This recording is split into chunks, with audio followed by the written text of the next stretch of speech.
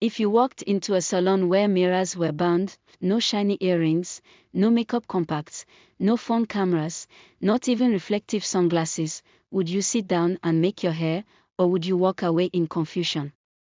Let's find out in this Naledi story.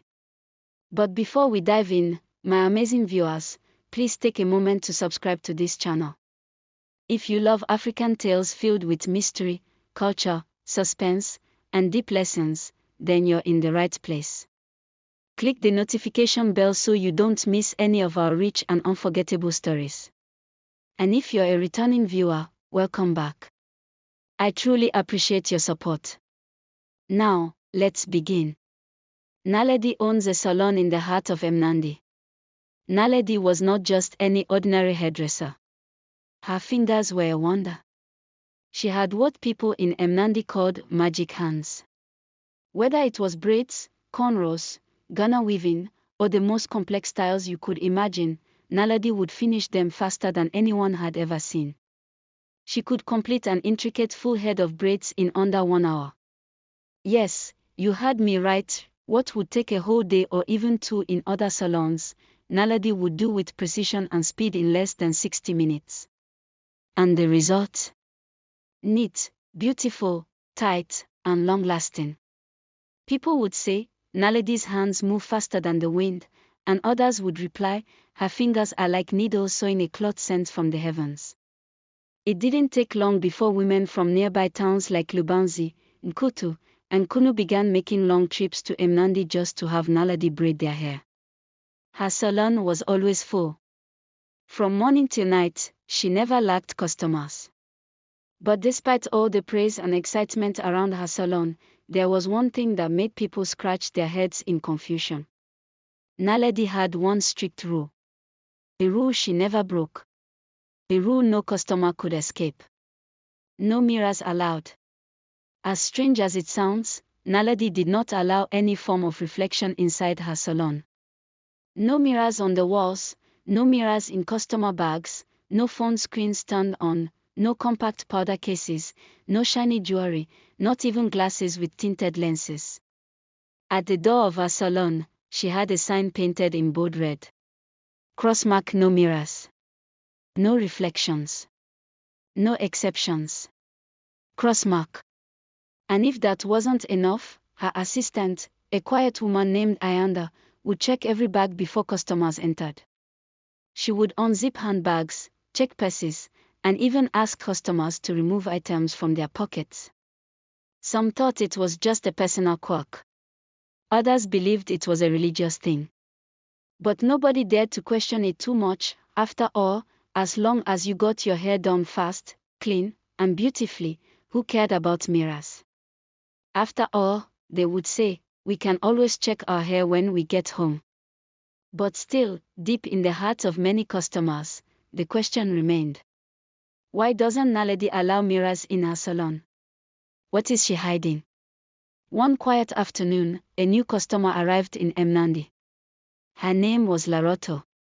She had just moved from a bigger city to start her teaching job at a local secondary school.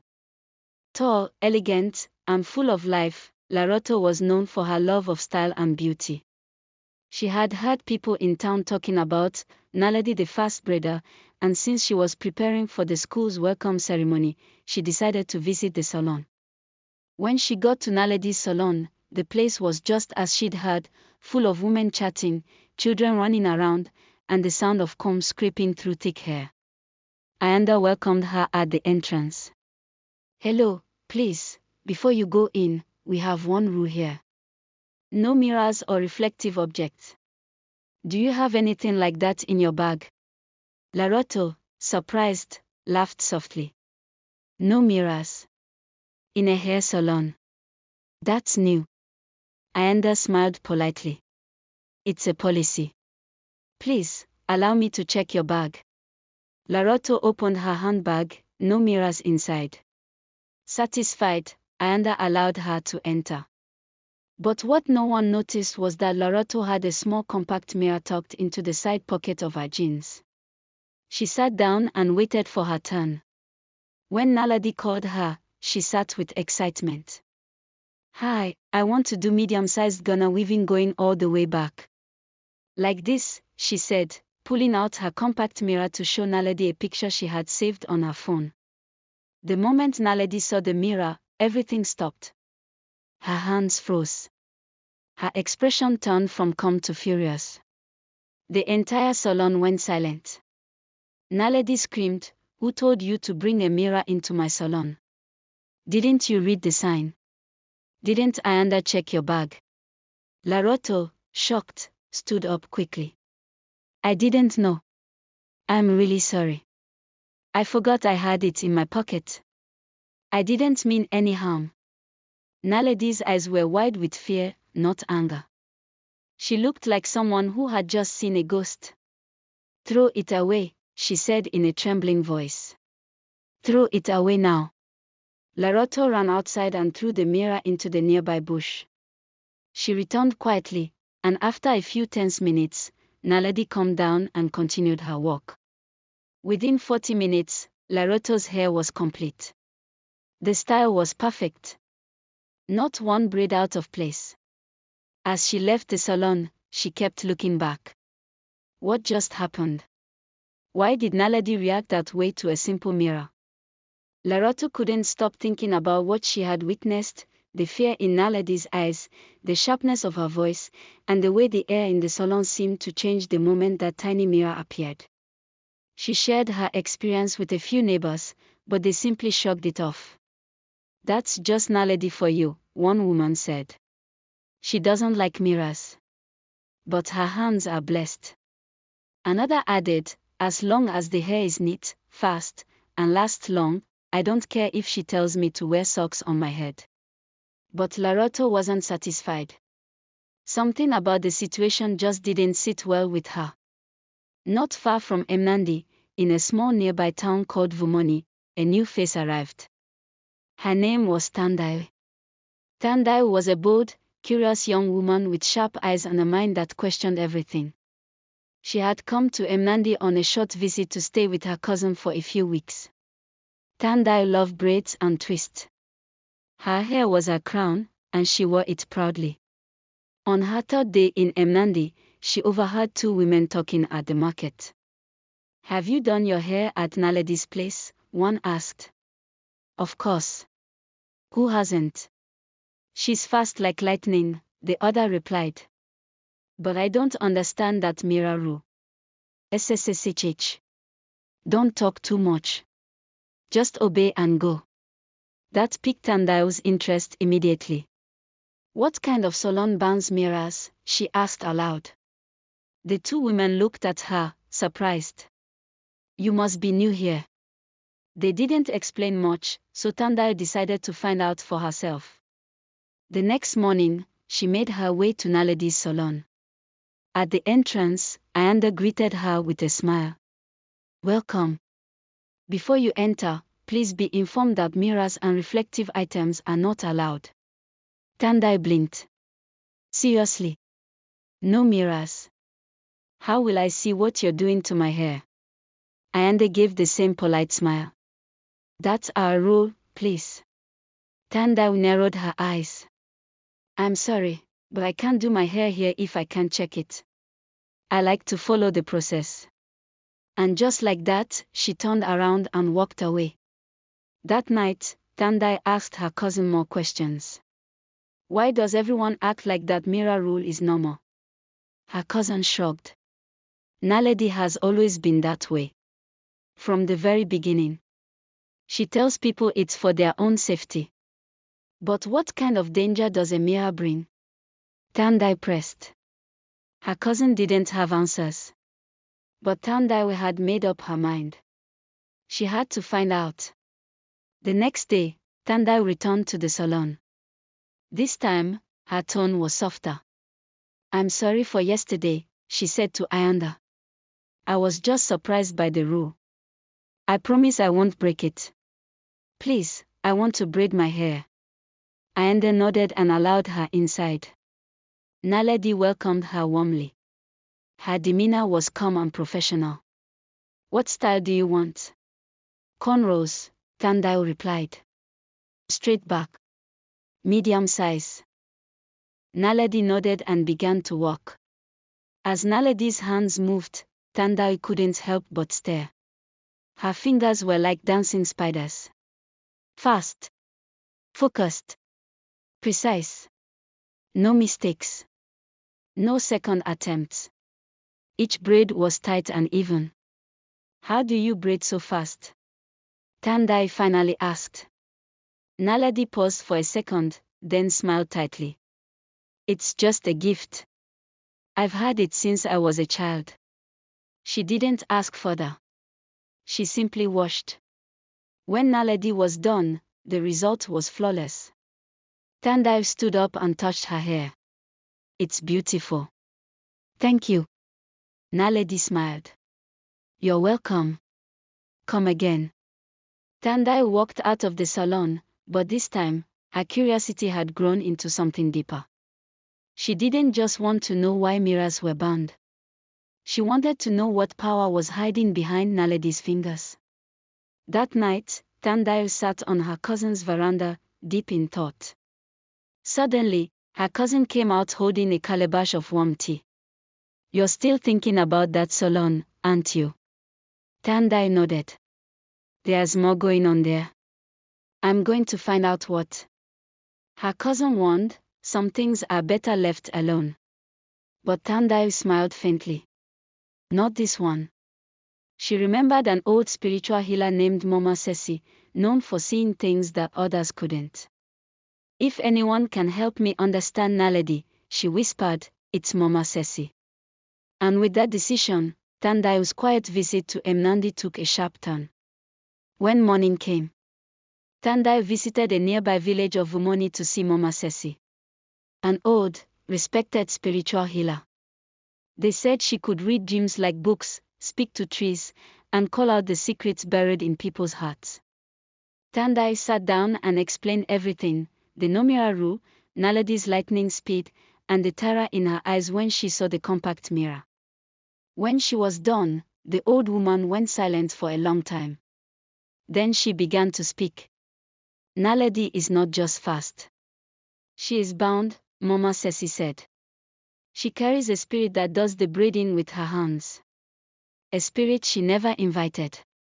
A spirit that entered her life before she could even walk. Tandai gasped. You mean, she was cursed? Mama Sesi nodded solemnly. Yes. But not by her doing. It was her mother. Many years ago, when Naledi was still a baby, her mother, desperate and poor, had gone to a powerful spirit priest deep in the hills. She wanted her child to never lack.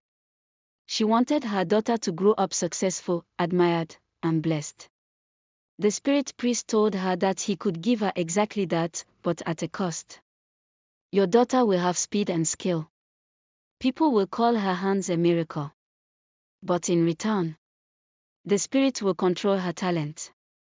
She will work with it, but never without it. And when the time comes, it will claim her life, unless no one ever sees it. Out of desperation and greed, Naledi's mother agreed. As she grew older, Naledi discovered her strange talent. At just 8 years old, she could braid her own hair without looking. At 11, she was already styling her neighbors. But whenever she walked, the air around her would grow cold. And her reflection. It was never normal. One day, at age 14, she looked into a mirror while doing her cousin's hair, and saw a shadow moving behind her, though no one else was there. From that day forward, Naledi stopped using mirrors. She learned the truth from her mother shortly before the woman died. Naledi wept for days. If anyone sees the spirit through a reflection while I'm walking, Naledi once said, I would die instantly. That was why she created the no mirror rule. Not to control her customers, but to protect her life. By the time Mama Sesi finished, Tandai's hands were shaking. This is terrible, she whispered. She's trapped. Is there no way to free her? Mama Sesi looked up slowly. There is. She walked to a carved wooden box and pulled out a small, round mirror, unlike any Tandai had ever seen. Its frame was made from the bark of an Iroko tree. Symbols were etched into its glass. It shimmered with a light of its own. "This is a sacred mirror," Mama Ceci said. "It can trap spirits if used correctly." She held it up to the light. "But you must be careful. When you use this mirror in the salon, the spirit will fight. It will try to scare you. It may even threaten Naledi. But if you hold firm, it will be captured." Tandai took the mirror gently, holding it as if it were a newborn child. "How will I know the right moment?" she asked. "You will feel it," Mama Ceci said. "When her hands begin to shake, when the wind starts to whisper, reflect the mirror in every corner of the salon. Do not break eye contact. When the spirit shows itself, do not fear it." Tandai nodded, her heart pounding. "Thank you, Mama Ceci. You have done more than I could ask." "Go now," the old woman said. "And may your courage be greater than your fear." The following morning, Tandai rose before the sun, clutching the sacred mirror that Mama Ceci had given her the day before. When Tandai reached Naledi's salon, it looked just as it always did. "Welcome back," Ayanda said. Tandai nodded. "Thank you. I came for a touch-up. My cornrows are already fuzzy." Ayanda chuckled. "That's what happens when you sleep like a lion. Come in." As usual, Ayanda checked Tandai's bag. But this time, Tandai had carefully hidden the sacred mirror in a folded scarf, buried under a bottle of oil and a few hairpins. Nothing shiny on top. Nothing suspicious. Ayanda didn't suspect a thing. She waved her through. Inside, Naledi stood at the center of a small empire, braiding a customer's hair with her usual dazzling speed. But as her eyes met Tandai's, something shifted. For a split second, Naledi's hands paused, and then resumed. She nodded and said, "Sit. I'll finish with you shortly." Tandai waited patiently, heart pounding. Soon, it was her turn. Naledi gently touched Tandai's scalp and said, "Let's do the same style again." Tandai smiled. "Yes. Same thing. Just a refresh." Naledi began to braid, and as usual, her hands moved like magic, weaving strands of hair so fast it was hard to tell where she started or ended. But Tandai didn't come to admire her speed today. She had a mission. She reached into her bag with trembling fingers. Naledi didn't notice. She was focused. Her hands didn't stop. But then, suddenly, her left hand began to tremble. She paused. Looked at it. Blinked. Shook it gently and continued. But Tandai saw it. This was the sign Mama Ceci spoke about. The moment was now. With one deep breath, Tandai pulled out the sacred mirror and lifted it into the air. Naledi saw it.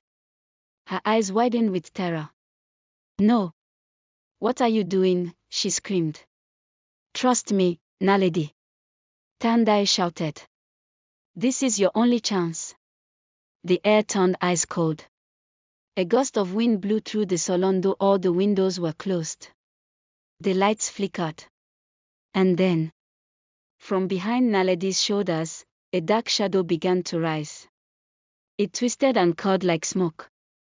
Two glowing eyes appeared in the swirling darkness. A voice, raspy and ancient, boomed through the room. "How dare you? She is mine. You cannot take her." Tandai's hands trembled, but she held the mirror firm, turning it slowly in every direction. The spirit recoiled. "You don't belong here." Tandai shouted. "I have lived through her hands. She serves me," the spirit screamed. But the sacred mirror glowed. A bright light burst from its surface, flooding the room, covering every corner, every ceiling crack, every inch of shadow. Naledi fell to her knees, clutching her chest. Tears rolled down her face. The spirit let out a horrifying screech as the mirror's light pulled it in like a whirlwind. It fought. It screamed. It clawed at the air. But it was no match. With one final scream, the spirit was sucked into the mirror, the glass cracking instantly from the force. Tandai didn't wait. She raised the mirror high and smashed it on the ground. Crack! The glass shattered into 1,000 pieces. Then, for the first time in over 20 years, Naledi wept freely. She looked up at Tandai and whispered, You've saved me. I've been a prisoner my whole life." Tandai knelt beside her. "You're free now. It's over." Later that evening, Naledi and Tandai walked together to Vumoni. When Mama Sesi saw them, she already knew. She smiled gently and welcomed Naledi with open arms. Naledi dropped to her knees. "Mama, thank you for everything." Mama Sesi placed a hand on her head. "You are no longer a child of shadows." That night, they sat under the stars, eating roasted maize and sipping warm tea.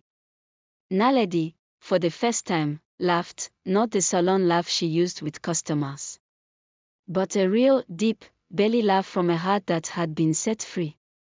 Naledi, the woman once known for her mysterious magic hands, was now free, not just from the spirit, but from fear, secrecy, and loneliness. After the spirit was cast out, Naledi took a short break from her salon. She needed time to breathe, to reconnect with herself, and to remember what it felt like to create beauty with her own hands, not the hands of a shadow. One bright afternoon, as Naledi opened her salon with a fresh coat of paint and mirrors everywhere, a man named Saifo walked in. Tall, kind-faced, and gentle in speech, Saifo wasn't there for her. He was a schoolteacher, a widower who had moved to Emnandi with his little daughter, Mboli. "I just wanted to say congratulations," Saifo said softly. "What you went through, and what you overcame, it's inspiring." Naledi smiled shyly. "Thank you. It still feels like a dream." They talked for a while about life, about healing, and about second chances. And before long, what started as friendship blossomed. Weeks turned into months. Conversations turned into walks. Walks turned into dinners. And before the year ended, Saifo asked Naledi to be his wife. Naledi and Saifo built a loving home. Together, they raised Molly and later welcomed 2 more children, twins with big eyes and even bigger dreams. And guess what? One of them had Naledi's magical hands too. But this time, it was pure. No shadows. No spirits. Just talent passed from mother to daughter. Dear viewer, what can we learn from this story? 1. Never underestimate your inner power. Even if you've lived in fear or shame, freedom is possible. 2. Speak up when something feels wrong. Just like Tandai questioned the strange rule, we should never ignore signs that don't sit right in our spirit. So now I ask you, what's your reflection? Drop your thoughts, favorite moments, or any lessons you learned in the comments. I'll be reading each one. If this story touched your heart, please like, share, and subscribe to this channel. Help us grow this family of African storytellers. Until our next story, bye for now.